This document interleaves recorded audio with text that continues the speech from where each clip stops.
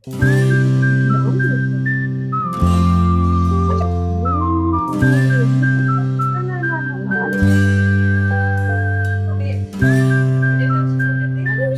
second month naman yan.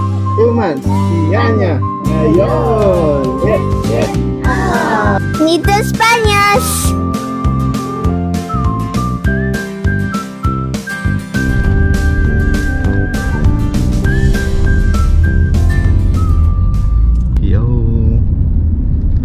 Say yo, yo, yo, yo. Assalamualaikum mga kabayan. And sa mga kababayan natin dyan na Colano, Marina, Aldao, Pusendo, Gabos. So ngayon ay pupunta tayo ng Mamsar or Al-Mamsar Health Center para magpa-vaccine si baby. So second time niya magpapa-vaccine ngayon dito sa Dubai. Pero first time namin pupunta dun sa health center. So samahan nyo kami ngayon. And ngayon ay sineselebrate din namin yung ika-second month ni Baby Pachi. Happy second month, Pachika! Yay! Yung Jollibee. So, dumaan kami dito sa may Salaaldin. Ito yung metro station dito. Salaaldin Metro Station. Ayan si ate. Gusto niya katabi niya si baby niya. Say happy second month, Pachi. Second month, Pachi. So, ito po yung Rip Mall. Baby is still awake. Oh my god. Oh, ang cute naman ito. Oh my god. Itong nasakyan namin. Hungry bird? Sige nga, try to play a game. Ito yung Asiana Hotel. Oh, it's so loud naman, baby. May libreng laro pa pala dito. So, yung oras natin ngayon ay eksakto 7:30. Kailangan makarating kami doon before 7:50. Talagang schedule niya 8:10. So, paano nga ba makapagpa-vaccine dito yung mga bata sa Dubai, no? Sasabihin ni Mrs. Yan. Ayun, so para ma-register sa DHA Health Center para free vaccination yung mga babies nyo for 1 year, kailangan nyo mag-send ng email, tapos ibigay nyo yung complete details ng baby, pati ng parents. Tapos may magko-confirm ng email ninyo, hihingiin nila yung document, yung vaccination card. Tapos susunod nun, sisendan nila kayo ng MRN number, yung parang unique number nyo, parang patient ID. MRN number, yun na yung gagamitin ni baby all throughout ng vaccination schedules niya. Tapos silang magsaset ng appointment, tapos ikaw mamimili kung anong oras yung preferred time mo. Yun, so pinili namin yung Al-Mamsar Health Center kasi yun yung pinakamalapit na health center sa amin. Tapos, ang kagandahan dito kasi one time payment lang siya, no? 120 dirhams yung babayaran namin ngayon. Tapos, lahat ng vaccine mako-cover na niya. So, simula ngayon hanggang sa mga susunod na vaccine ni baby, cover na dun sa babayaran namin ngayon, 120. Isipin nyo na lang, no? Kung magkano yung 120 dirhams, i-convert nyo sa peso, and makikita nyo parang halos nasa 1,000 pesos to 2,000 pesos lang siya. Depende pa yan sa palitan. Pero what I mean by that is maganda yung tulong ng government dito, lalo na sa mga katulad natin, no? Kahit na hindi tayo lokal or taga rito, kahit tayo ay expat or OFW, pero nasasakop pa rin tayo ng kanilang benefit as a resident dito. Tayo bilang nakatira dito at nagtatrabaho dito, ting malaking tulong para sa mga katulad natin and sa mga OFW na may family na din dito sa Dubai. Kaya good job po, salamat po. Tutulog-tulog lang si baby, mukhang kinakabahan na yan. Ang ganda dito, oh. So ito yung lugar na hindi namin masyado napupuntahan.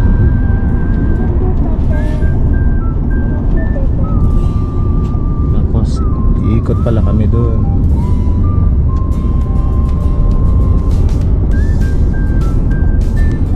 Isipin nyo na lang, oh, ganitong oras may naglilinis na kaagad.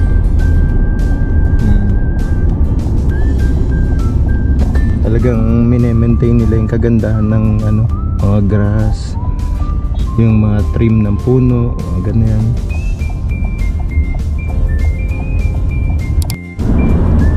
Ayan. So, ang kagandahan dito, no, walang pakialamanan ng trabaho. Kung ano yung trabaho mo, yun yung gagawin mo. And walang sabi sa'yo na ano ba yung ginagawa mo, pakialaman ka, mali yung trabaho mo. Pero syempre, ginagawa natin yung trabaho natin ng tama. Kasi pag nagkamali ka, syempre, after niya, may bisor or may manager na magagalit. Pero habang ginagawa mo yung trabaho mo, wala. Sin ano yan, kanya-kanya tayo. So, feeling ko medyo malapit na kami. Andito na kami ngayon sa may Cairo Street eh. Kikita ko na yung sign ng Cairo Street. So, dun kami papunta. Yan, so papunta tayo ng Al Mamzar. Yan, kung makikita nyo yung karatula nya, may nakalagay na beach, no? Kasi may Al Mamzar beach din dito. Tapos kung nakikita nyo yung device na yan, no? Yung katabi ng karatula ng Al Mamzar, yan yung nagde-detect ng traffic violation. Kaya dito wala kang makikitang MMDA na biglang sisita or biglang haharang sa'yo dyan sa kalsada. Yan. Kasi lahat dito automated. So bigla ka na lang makaka-receive ng message kapag may violation ka. Ang cute. Dito na kami, Dubai Health. Ito pala.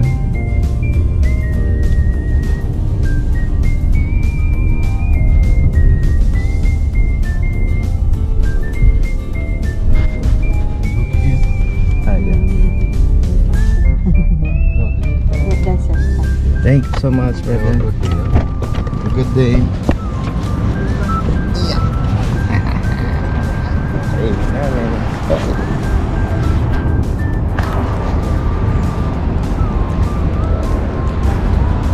Dito na kami sa may Dubai Health Clinic. Close the door, baby. Why you didn't close the door?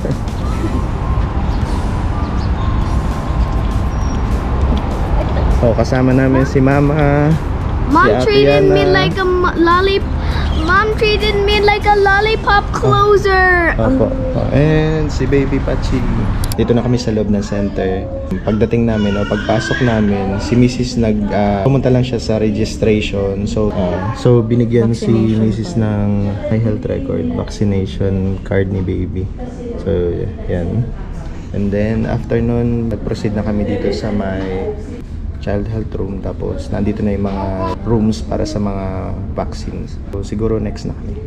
Bilis lang naman. Wala pang halos 5 minutes yung registration. Tulog pa din si Baby. Tingnan natin kung parang sa ate Uy. Ha? Tingnan natin kung parang sa ate Yana siya. Hindi man masyadong nag-iyak. Yeah. Oo. Sana hindi siya masyadong umiyak. Ate Yana is Brave girl yan.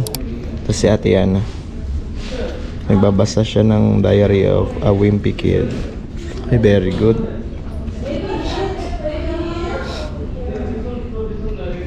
So maganda dito kasi may kabayan din na staff nurse. So mas comfortable tayo na makipag-usap, ganyan. Pero yung nasa registration, mga mababait din naman sila. And ang dami namin nakita na halos lahat ng nagpapacheck dito ay mga lokal, mga nakatira dito, ano. Kaya siya ni ate. Si ate. Oh, watch the corner, ha? Should I pop up and rest, okay? Gusto niya lagi niyang carry ang baby. Thank you, ate. Buti na lang naka-school break din si ate. And that means more time with my cutie patootie. Papa and Ara get to chase me so that Ara will have fun. And then they say, where is Ate? Where is Ate? They do like that. Asan na? Okay, thank you, ate.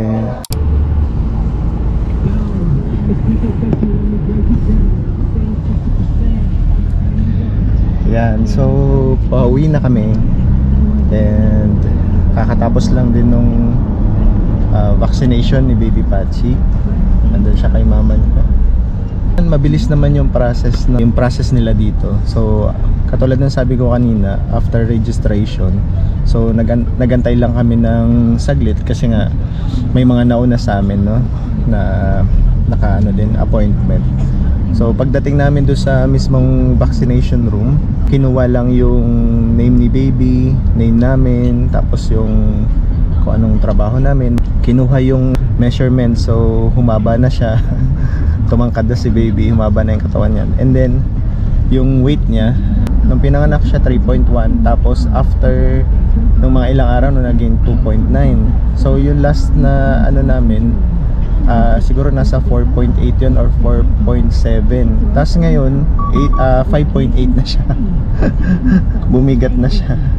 So ano naman, okay pa din naman yung ganong weight niya. Hindi rin naman siya overweight. At least 'di ba, healthy naman si baby. And then after noon, nakuha na yung timbang, nakuha na yung height. Tapos chinek din yung measurement ng head circumference niya. Tapos after noon, yung una, binigyan siya ng polio vaccine. So ano yun, oral yun. Yun yung patak, 'di ba? Kung naalala niyo sa atin, 'di ba, yung mga patak. Tapos yun na, tinusukan na siya magkabilaan ng ano niya, magkabilang legs niya sa mga pata niya. Umiyak naman siya. And then saglit lang, tapos after nun, ano na siya, tumahimik na siya. Tapos nung paglabas na namin ng room, siguro ano na siya, dahil wala na yung mga ate, ayun, iyak na ulit siya. Pero ngayon tahimik na ulit siya. Ayun siya. Tiana, mama. Yes. Picture. Mama. 1, 2, 3. Isa pa, miss. 1, 2, 3. Malapit na yung winter, pero alanganin din na maligo sa dagat kasi minsan humid yung panahon. Pero sa ngayon clear naman yung sky, so maganda naman yung panahon, pero hindi pa din. Kasi nga, di ba, flu season, so kahit kami may sipon pa din, inuubo, sinisipon, hindi pa rin talaga okay. Pabalik na kami ng trabaho, pero masama pa rin talaga yung lagay namin. Kaya yun, masama yung lagay, masama yung pakiramdam. Sorry. Kaya ayun, ingat lang din. So, kung hindi lang talaga nakaschedule ngayon si baby ng vaccine niya, hindi kami lalabas. Nag-order din nga pala kami ng coffee, kahit hindi naman kami nagko-coffee. Ewan ko bakit nag-order kami ng coffee. Ito yun. It's a chocolate shake. It's not chocolate. Spanish latte. Minsan-minsan nagko-coffee, pero madalas hindi. Lolalay can drink the coffee because Lolalay loves coffee. Si Lolalay mahilig sa coffee. Pero kami talaga, ni Mrs. hindi namin nakahilig yan. Fun fact, when Lolalay doesn't have coffee for the whole day, she starts getting mad. Ito yung mga ayoko nakakatabi sa biyahe. Mga ganitong klaseng sasakyan ang hindi ko gusto talaga nakakatabi sa biyahe. Naalala ko yung mga napapanood ko sa movie, no? Siguro ngayong araw, kasi second month na ni baby, so di pa rin namin alam kung anong gagawin namin. Siguro mag-order lang, simpleng handaan lang ulit. Ang importante naman, healthy yung mga bata. Sa kami magkasakit, gusto namin makarecover na din. Kasi mag-duty na ulit kami, babalik na ulit sa trabaho. So kailangan wala nang sipon, wala nang ubo, yan ganyan. And napansin ko dito, malapit lang din pala dito yung waterfront market. Ang galing. So dito yung binibilhan ng mga seafood. Ayan, waterfront market. Yan ko lang kung nakikita sa video. Ayan, waterfront. Meron din dyan paluto eh. Ngayon lang kami nakadaan dito. The largest food market in Dubai. Wow, tinakpan ng truck. Oo. Minsan punta tayo pag winter para malamig-lamig. Ayan. May bus naman yata papunta dyan. Or taxi. Siguro napapansin nyo, mahilig kami mag-taxi. Mahal kasi ang lisensya dito. Mahal yung maintenance ng sasakyan, insurance. Kaya kahit na minsan napapaisip ako kumuha ng sasakyan, minsan parang pinag-iisipan ko pa din. Hanggang ngayon pinag-iisipan ko pa din kasi nga magastos. Pero yung fuel dito sobrang laking difference ng gasolina natin sa Pilipinas.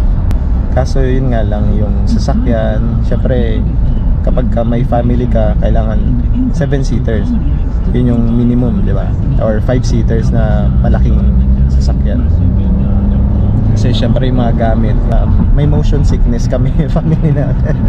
Kahit ako nga nagdadrive kapag mababa yung sasakyan, talagang nahihilo din ako.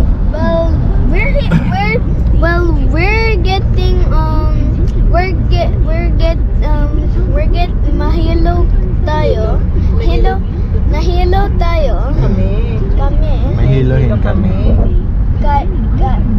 Kami. Yeah. Kami. And so that's why I'm using a lollipop. Kaya si Yana madalas siya naka-lollipop kasi nga mahihiluhin kami. Mga bagong sumusuporta sa family natin, maraming salamat po. Tutuloy-tuloy lang namin yung vlog namin na ganito kasi nga para sa amin siya pang kumbaga store ng memory namin. Yan, kaya gumagawa kami ng mga video na ganito kasi nga yung mga bata ang bilis lumaki, di ba? And kahit nung kay Aliana pa, kapag may time na pinapanood namin, lalo na kapag nami-miss namin yung mga moment dati, ayun, at least may YouTube. Okay, so papunta kami ngayon ng Algorer Mall. Mamimili kami ng ihahanda para sa second month ni Patsy. Kasi bukas may pasok na kami, so naisip namin mag lunch na lang, prepare na lang ng handa ngayong lunch. Okay, so dito sa Dubai kapag may tumatawid sa pedestrian, priority yung mga tumatawid sa pedestrian. Kaya yung mga drivers mas sila discipline. Alam nila na kailangan nila huminto. Pero yung iba pinipilit pa din talaga. Pero mangilan-ngilan lang naman. Hindi naman madalas nangyayari. Minisuste. Sayang yung mga puno dito, tinanggal na. Ito na yung Jollibee dito sa may Algorer. Cute. Next time pupunta tayo dyan para malaman nyo kung magkano yung Jollibee dito. Sayang yung mga puno. Namamatay naman. Where are we going? Gorer. Why? We're just gonna buy a food for lunch. So yung Dunkin Donut. Tapos katabi niya Romantic Baka. What? Nothing. You want Noodles. Kaya maganda yung area na to kasi ayun lang yung metro station. I Ayun. thought somebody sabotaged Yun all of metro these station. food. Yun metro station. Nakakatawa yun. Tapos dito na tayo sa Algorer. Algorer Center. Romantic Baka. Guys, please come to our restaurant. We know that you fought. Paparoti. Kung may paparoti, meron din bang mamaroti? Nakakatawa yun. Alam mo, gusto ko tong magina na to eh. Pag nagjo-joke ako, supportive sila. May sarili silang mundo. Wala man lang reaction sa joke ko. Dad jokes kasi. Bad joke nga. Dad joke. Dad joke.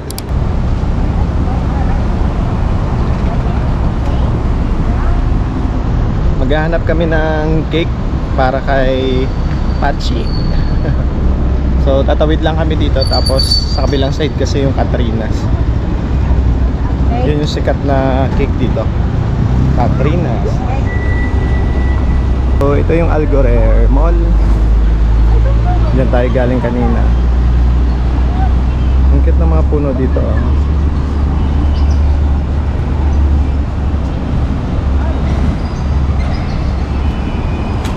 Yon, nagpayong din sa wakas. Tanghaling tapat kasi. Mainit na. So, ito yung Katrinas. Marami ng branch yan dito sa Dubai. Feeling ko Pilipino ang may-ari nito eh, Katrinas. Pangalan pa lang, diba?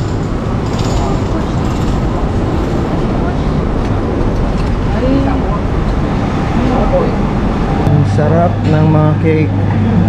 59 dirhams, may 99 dirhams, may 125.3 dirhams, may 113.9 dirhams. May mga maliliit din, mini cakes. Sarap.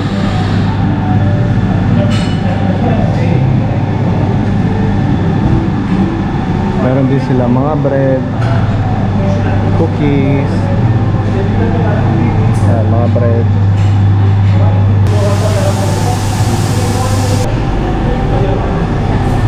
Hard to choose, take your time.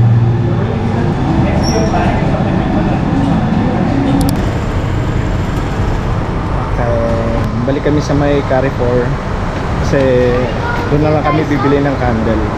And may bibiliin din kami na bond paper ni Batsy. Medyo ano kasi mahal yung candles dun sa Katrina. And yung cake pala, mag-order na lang kami online. Kasi yung last time na na-order namin sa French cake, lalagay ko na lang din dito. Natikman na namin, nasarapan kami nun. And yung flavor dito sa Katrina, yung mga available nila ngayon, wala kami masyadong nakita. What's your message, ate? What did you write on the ano? Happy second month, Anya. By Ate Yana. But I made some mistakes. But that's okay. Everyone makes mistakes.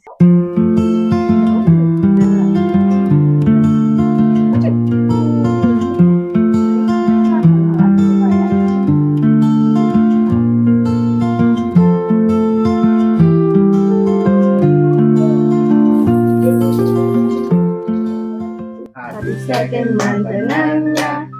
Happy second month, Ananya. Happy second month, happy second month. Happy second month, Ananya. Blow ate, blow. Blow. Umas na si Anya. Umas na si Anya. Umas na si Anya. Umas si Anya. Ngayon. Get. Ah. Happy second month, Ananya.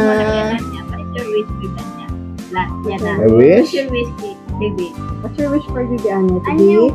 wishes to be happy and strong like me, and also we wish that her family is always We love you. We love you, baby Anya. We love you, Ananya. Love you, Yay!